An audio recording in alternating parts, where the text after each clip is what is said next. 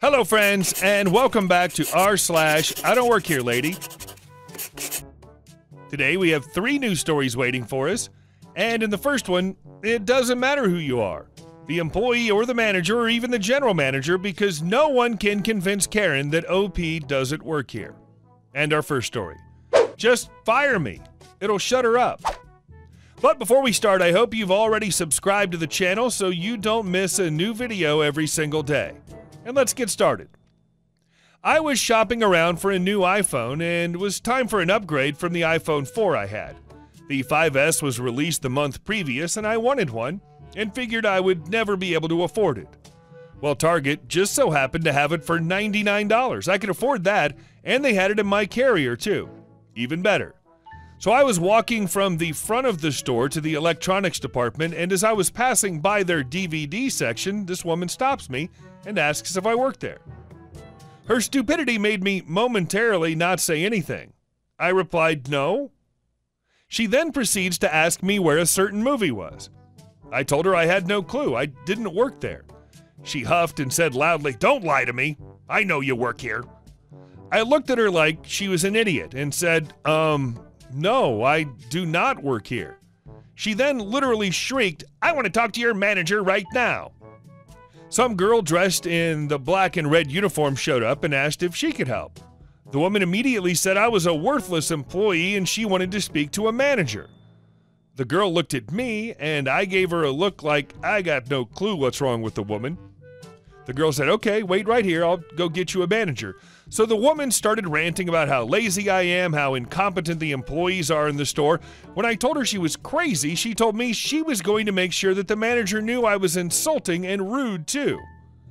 At this point, I started amusing myself by taunting her, calling her names, and insinuating she would be best in a padded room. She looked like she was going to stroke out by the time the manager finally showed up. The manager said hello, and before he could ask what the problem was, the woman opened up the floodgates, ranting about how horrible of an employee I was, and how terrible I treated her, and how I refused to assist her.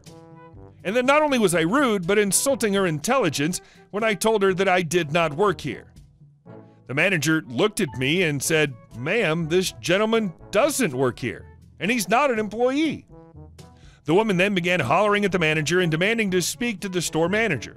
At this point, the manager stepped over to me and asked what was going on because I was giggling the whole time she was hollering. I told him the course of events and he goes, "Okay, she wants to speak to the store manager." I was like, "Okay then, fine by me." So he goes over his walkie-talkie and asks him to call him. A minute later, manager excuses himself, and after a few moments, the store manager walks up, looks at me and asks what's going on. The woman tried to butt in and the manager said, "Ma'am, I asked him first. I'll get your side in a moment." I tell him, then he goes, "Okay. While I talk with her, can you please come over to the counter, which is about 20 feet away?" I walk over to it and he walks over to the woman to talk to her, then walks back to me and goes, "Okay, well, she seems to be completely insane and believes you work here."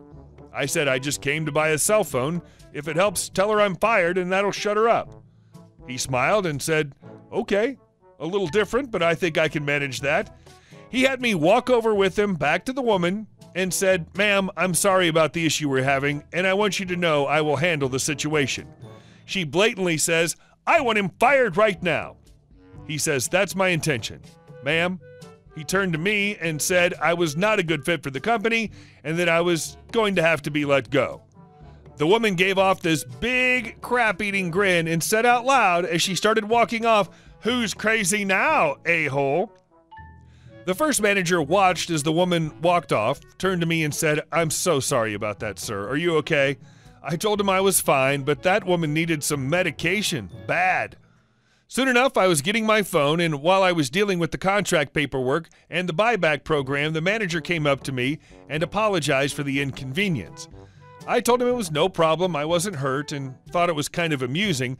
We chatted for a little bit, and he asked me what phone I was getting, and he showed me that he had the same one. Gave me some tips on how to do different things, and he showed me the case he had and an accessory pack they had. Paperwork came through, manager took over the contract work for the kid who I talked to originally, and the total for the phone case and accessory kit came to about $60. That was including the buyback total removed. He said, now, about you being let go from the company.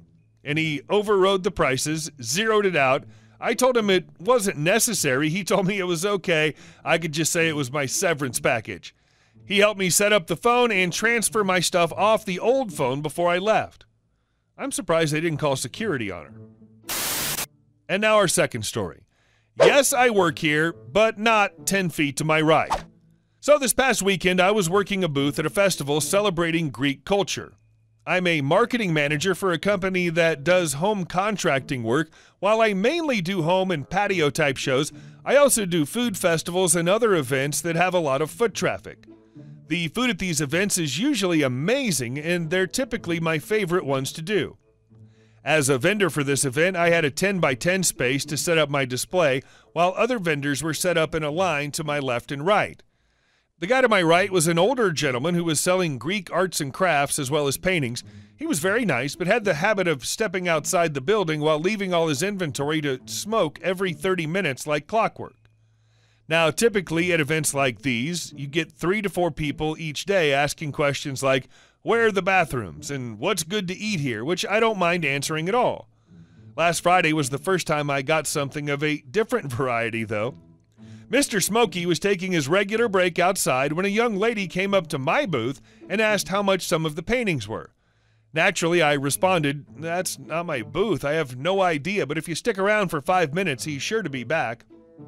Well, this lady did not accept that as an answer and said, I need to leave now to pick up my daughter from gymnastics class and I must go home with this painting.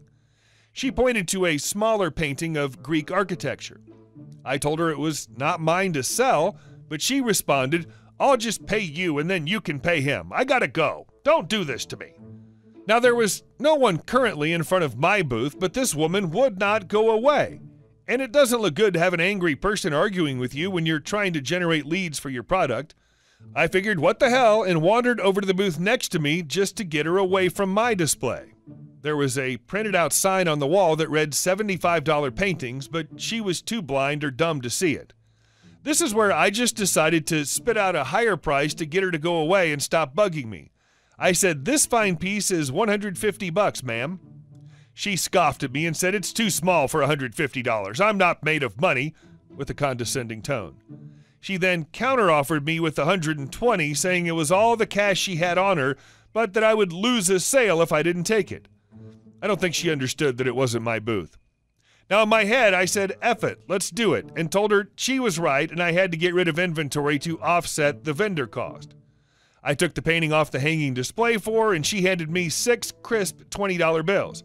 See, that wasn't so hard, she said, and I gave her the painting in exchange. Enjoy your day, ma'am, I replied as she went on her way.